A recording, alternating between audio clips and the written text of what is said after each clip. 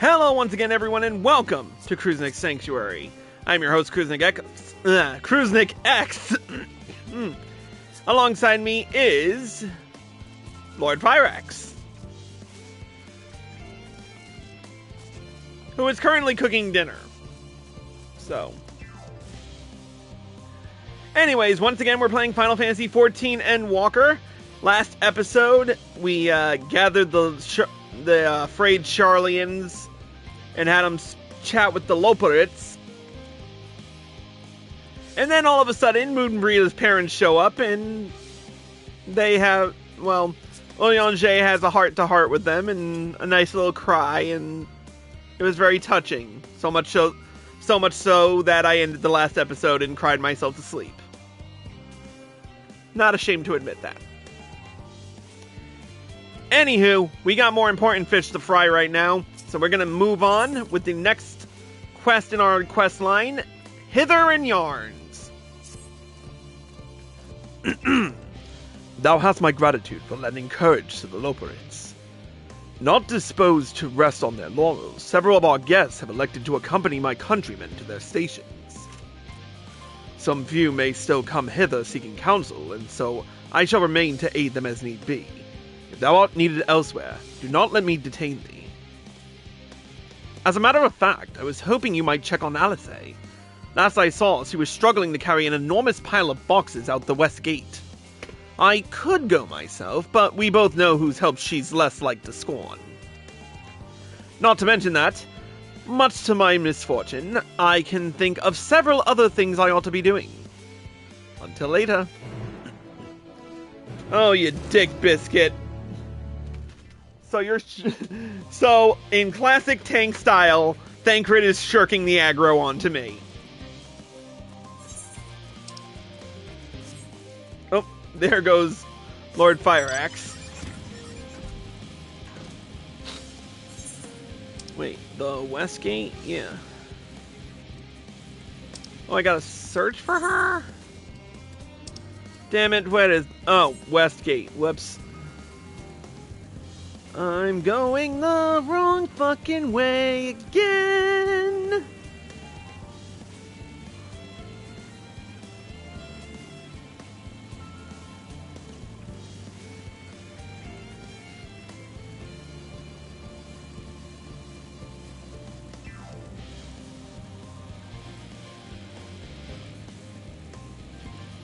Alright, let's see where she is. Oh, I wonder what's in there.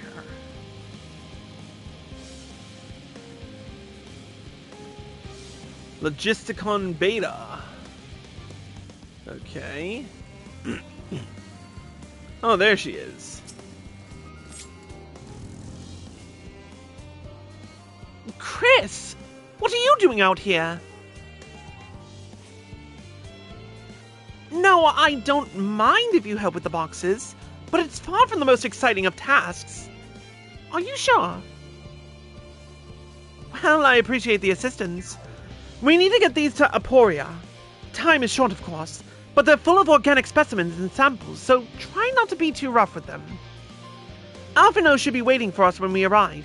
I'll see you there. Deliver crate of samples to Alphino. 3 minutes to complete the test. Should he... Here we go. And Lord Fyrax is back. Or at least he will be in 5 seconds.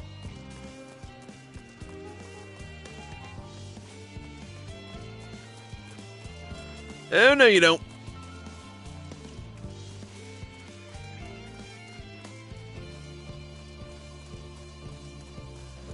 And he's back. Ah, okay.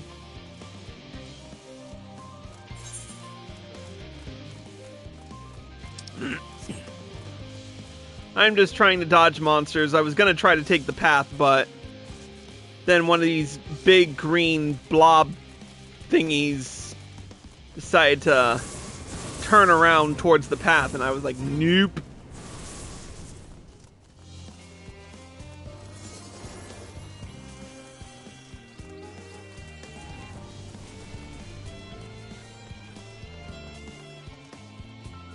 Here you go, Alphino. Oh, you're helping with the crates. Wonderful. You can put that there with the others.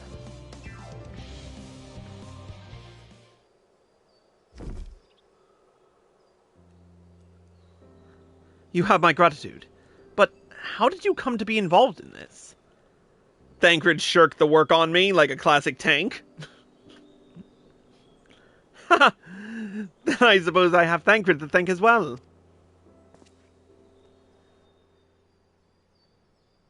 If you're wondering why we were tasked with bringing these boxes to Aporia to begin with, so was I. It turns out that this is a base of operations of sorts. Those with final say as to what is included in the ship's manifest can be found here. Father included, I suspect.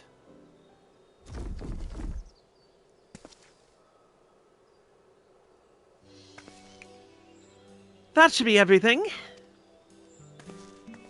And he's gone again. You carried all of that at once? Are you trying to injure yourself? Oh, hush. They're lighter than they look. And not everyone has your delicate arms. I suppose we should let someone know that we finished. Theopaldin is in the courtyard. We can report to him.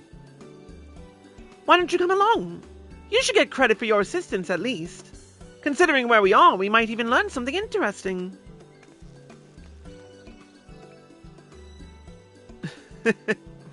Alphino's just like, eh.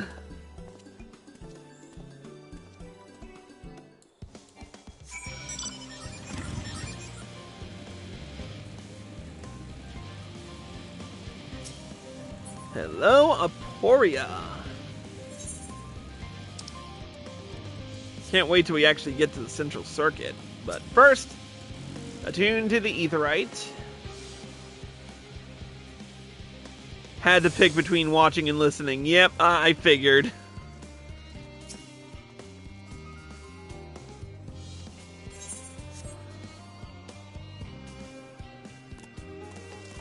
Alright, now that we've done this, let's speak with Theopaldin.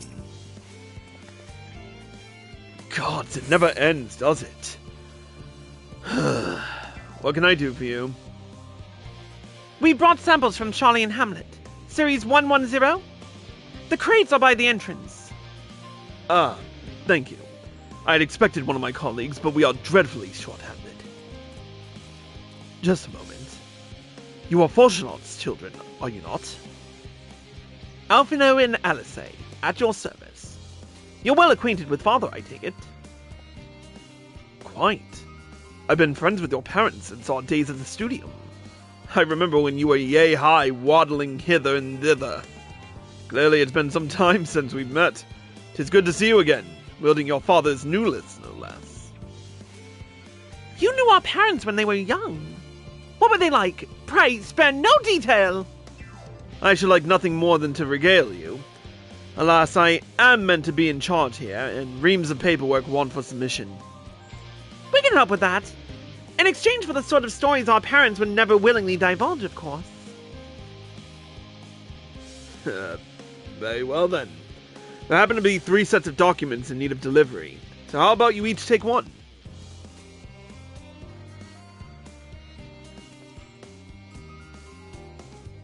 So now I'm a secretary.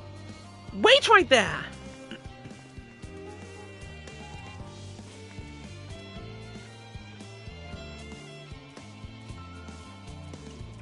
You'll find a forum representative waiting to collect these near the southernmost structure. I hope I haven't kept her waiting too long. Never mind Alphino and Alice. I'm certain they will be back soon enough.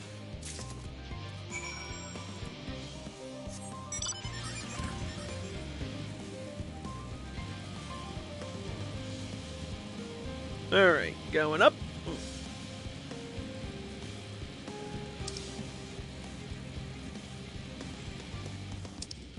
He said somewhere near the southernmost structure. There she is.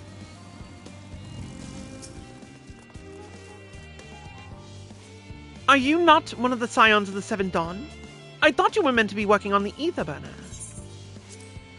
I'll just making some deliveries.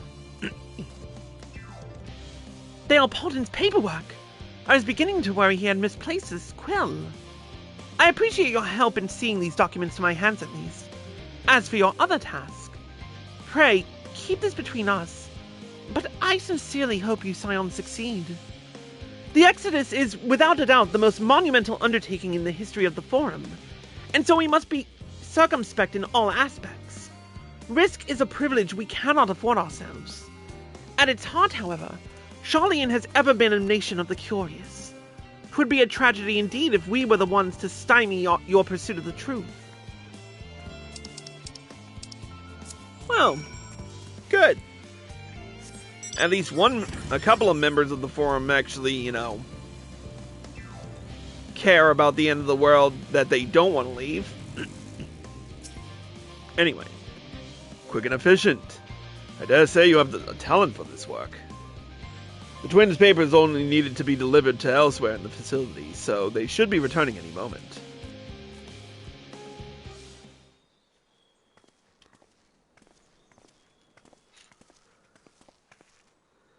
We return with not a scrap of paperwork remaining on our persons, you will note. You both have my thanks. And my apologies for sending you on an errand far below your ambitions. Why, even as a babe you struggled out of your swaddling clothes and... That is quite enough of that, thank you. It was compromising stories of our parents that we asked to hear, to reiterate. Of course. I've known your father for so long, I must have something. Well, as you know, part of why the Levalier name garners such respect in Sharlayan is your family's storied history. You two can trace your ancestry directly to those who came aboard Nunkrep's Hope. A lineage few can claim. I've never thought much of it myself. It's not as though our forebears founded our nation. They were simply there when it happened. Nevertheless, it has traditionally been a point of pride. This is why Nunkrem's pronouncement, renounce the ways of war and pursue enlightenment through knowledge and reason, has ever been our family's creed. Until your grandfather's time, aye. Archon Louissoir looked not to Nunkrem's words, but his deeds. He asserted, in defiance of his peers, that choosing to save the great and the small from the rising tides was the true mark of our founder's virtue. Perhaps it was his expertise, his knowledge of ancient prophecy and the fall of civilizations that led him to conclude that to eschew conflict at every turn was to consign mankind to his doom. There will ever be conflict, and calamity will follow. Thus, to ignore the plight of those one might conceivably save is not wisdom, it is indolence. You remember his words well. Indeed, Archon Louissoir lived by that personal creed, and used every means at his disposal to bring succor to those in need, Sharlayan or no. No one loved and admired your grandfather more than his son. Yet Fortunault could not reconcile Louissoir's deeds with the philosophy of their forebears and his peers, a philosophy in which he believed so fervently, yet made a pariah of his father. Fortunault agonized over this contradiction for much of his life. God's father. A son may carry his father's blood, but his choices are his own to bear. Is it not always thus? Gods know Fortunault is a cranky old goat, so I'm sure you butt heads often enough. Yet even so, you must know that you are constantly in his thoughts, every moment of every day, and that is not an exaggeration in the slightest. You should have seen him when you were born. Barely recognizable he was, with a kind of dumbfounded grin I'd not seen since he first took a fancy to your mother. He was practically skipping when he told me the news. Take my word for it, he loves you to an embarrassing degree. but he is also frustratingly single-minded. Once he's decided that a given action is for the best, he will stay the course no matter who or what opposes him. A profoundly annoying habit when you're on the other end of it, as I'm sure you'll agree.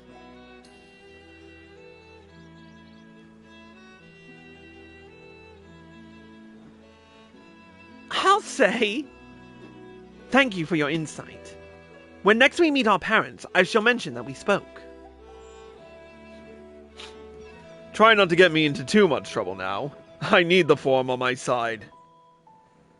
Speaking of which, I ought to be getting back to work. I have to make sure those specimens you brought make it to their proper places, or the cranky old goat will have my hide. We can speak again later. Alright. Hail, you three!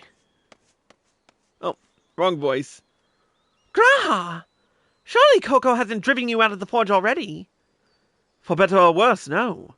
However, he has set me a task that requires more than my single pair of hands, and here you are. I could use at least one of you, but I won't object to more. Unfortunately, Alice and I have prior commitments, and we have delayed too long as it is. What about you, Chris? Can you spare the time? I'm down. Perfect. This shouldn't take long. Alright, first and foremost, we're gonna get ourselves the final part of our Chandrai gear, at least the one that I like to keep visible and not glamored. Alright. Hot damn, looking hot. I missed my Neo-ish Guardian gear, and now I can just use the Chandrai gear. Alright. Weapons back in place. Looking good. Now then. Let's continue. What the hell? In the event that and I quote, promised heap of adamantite falls right out of... In the event that and I quote, promised heap of adamantite falls right out of the bloody sky and into my lap, Master Coco wishes to be ready to put the proverbial hammer to anvil at a moment's notice. To fabricate these parts, however, he needs the flames in Coco's forge to burn hotter. He sent me to increase the amount of ether being funneled to his furnaces. The flow of fire-respected ether in Labyrinthos is regulated by an elemental reactor south of here, to which I have borrowed the key. The adjustment will require 2 people to carry out safely, but I can explain the process when we arrive. This is where we part, then. We'll see you in Sharlayan Hamlet once the adamantite arrives, if not before.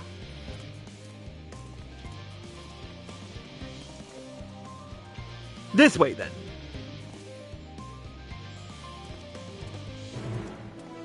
Oh. Someone calling me? Nope, I think I just... That was weird. Thought I heard something.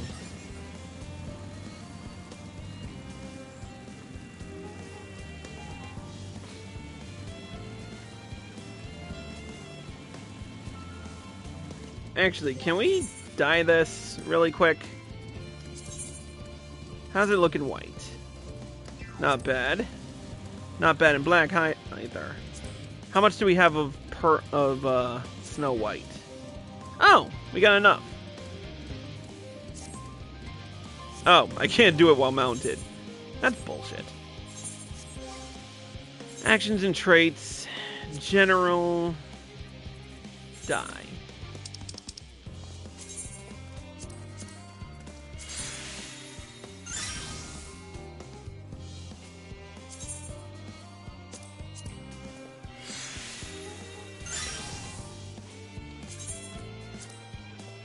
Probably not going to matter much considering we're getting our regular gear soon, our artifact gear soon, but yeah, well.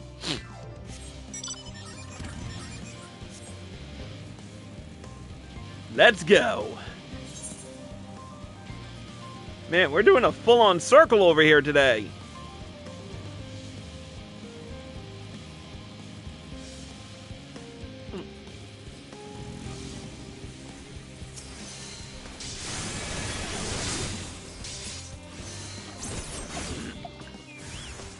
That's better. Alright. Here we are. The reactor is housed within this facility. I'll be the one to go inside and adjust the fire ether output. When I do, a rather large amount of water-respected ether will issue from the vent at the top. I expect this to attract at least a few elementals, which we would both rather not be drawn into the reactor itself, trust me. Can I ask that you put down any that draw too near? They'll pose you little trouble, I'm sure. I'm down for that. Wait here, if you would.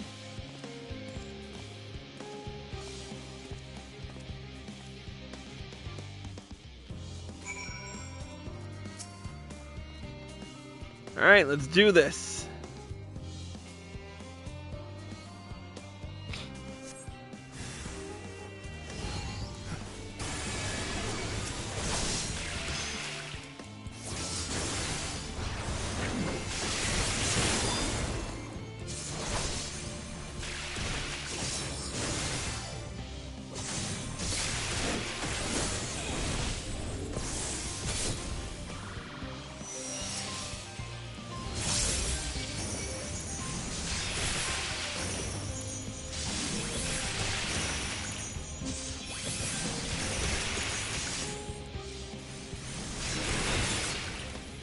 Nice.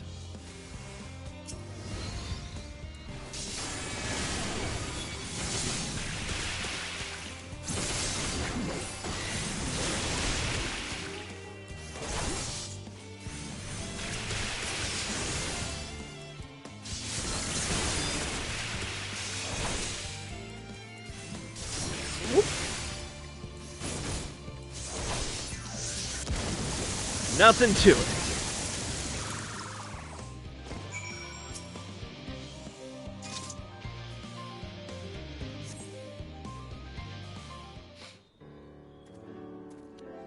Oh, that takes care of that. Did everything go smoothly out here?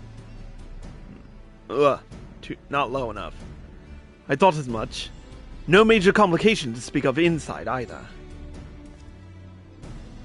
And the water ether appears to be venting properly. I expect Coco will have seen a difference in his forge flames by the time I return. Since I have you, there was another matter I thought to discuss with you. Nothing terribly important, merely something I've been considering. Part of this I shared with everyone, yet you, and only you, have been to Elpis. As we have established, refined adamantite is a product of Alag, of the Empire's twilight years, in fact. It was a material which saw much use as part of the Alagans' efforts to extend beyond the bounds of this world. Dalamud, of course, being the most prominent. Of those who would push further, expand Alag's empire to encompass the heavens and the stars above, perhaps the greatest was its infamous technologist, Amon. Oof.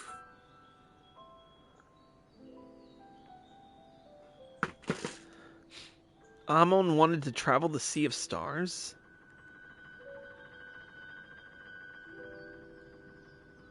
He did. He must have had his own reasons, however, for there is no evidence to suggest that he retained memories of his life as an ancient. He only joined the Ascians once the Empire was all but dust, as you know. If not his memory, though, what drove him to pursue the idea with such fervor? This may seem far-fetched, but what if souls, like minds, have a personality, so to speak? A natural disposition towards which they are inclined? We know with relative certainty that it was the gross decadence and inexorable decline of Alag that moved Amon to resurrect Emperor Zande. The Empire's people spoke lightly of death and destruction, experimenting on those they deemed beneath them to fill the emptiness in their hearts. In facilitating Xande's return, Amon provided those languid souls with the means to free themselves from the mire of their own indolence. Or would have, had not Xande been convinced by his own death that life itself was meaningless. Amon's desire for his countrymen to conquer the heavens could only be a means to the same end, to instill the people with a new purpose. Like Hermes before him, Amon was appalled by how those around him lived, but could never bring himself to believe that those lives were devoid of meaning. And both of them sought that meaning, that hope in the distant stars. Such is my theory, anyway. Ultimately, it is the consequences of their actions which matter. Their motives are of no moment. And yet, to reach those stars on wings of adamantite, to travel to the ends of creation and beyond, the promise of hope everlasting, that much I do understand. But enough musing for now. Why don't we see how Coco is getting on?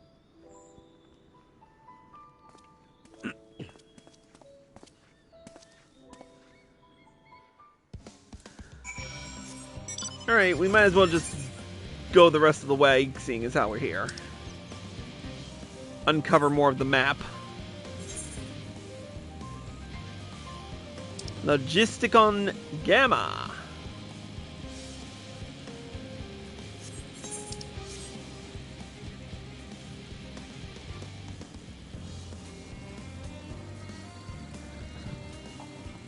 And Lord Fyrax is back. That I am. My viewing screen back up. Yeah, sorry, dude. I am much faster than you. You ain't catching me. You ain't hitting me. You're not putting a dent in my 59,030 hit points.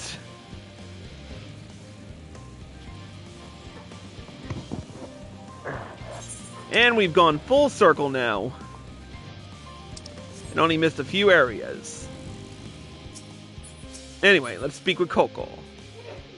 Whew! I can feel those flames are blazing from here. Glad you found someone capable, Graha. But there's not much left for you lot to do. Unless you can conjure up that refined adamantite any faster. Alright. We're going to take a quick break and we will return with more. If you're watching on Twitch, stay tuned. If you're watching on YouTube and you like this show, here are all the links provided to get you where you need to go in terms of subscribing, checking out other episodes, and, you know, you could always click the like button. Anyway, we'll see you in the next episode.